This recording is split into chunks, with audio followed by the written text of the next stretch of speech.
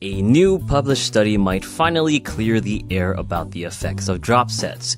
For those unfamiliar with drop sets, the concept is quite simple.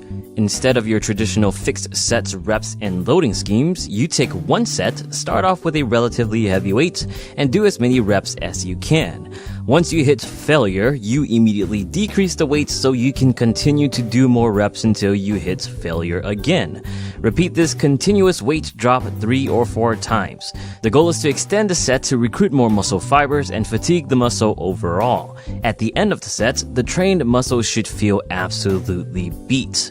Now, there are different ways you can do drop sets. Some people don't take the reps to failure, but instead do a fixed number of reps for each drop.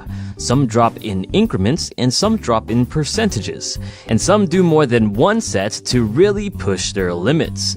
In this particular study, though, it's a comparison between normal sets and a single drop set to failure. Now, let's look at other parts of the study. 16 active male college students, 8 assigned to drop sets and the other 8 assigned to normal sets. The triceps pushdowns was the exercise tested specifically to allow isolation of a single muscle, the triceps brachii. For drop sets, they decreased the weight 3 times by 20% each drop, starting with a predetermined 12-rep max. The normal set group also used a 12-rep max load and did 3 sets to failure with 90 seconds of rest in between. So what did they find after 6 weeks? In terms of strength, both groups improved quite well. But the normal set group improved strength by 25.2% versus 16.1% from drop sets. This lines up with the research that shows strength is best achieved with heavier weights, which normal sets had over drop sets. In terms of muscle growth, however, we see a shift favoring drop sets. The drop set group saw a 10% increase in growth versus normal sets 5%, which essentially, although not a huge difference in absolute scales, is still twice as much growth. So what does that mean for you? It's very clear that it will depend on your goal. If you're trying to get stronger, you might be better off sticking to normal sets and lifting heavy weights.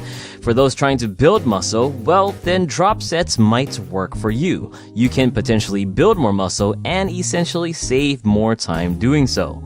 But that doesn't mean you should start drop setting all of your exercises all of the time, as there are limitations to this study, explained by the authors, and I quote, "The short duration of 6 weeks does not allow us to predict the outcomes for longer time periods, and the findings are specific to a small muscle group, the triceps brachii, using a single joint exercise. It remains to be determined whether similar responses are seen in larger muscle multi-joint movements.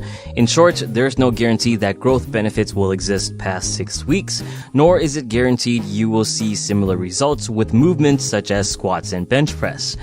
Either way, don't let it sway you away from at least trying it out.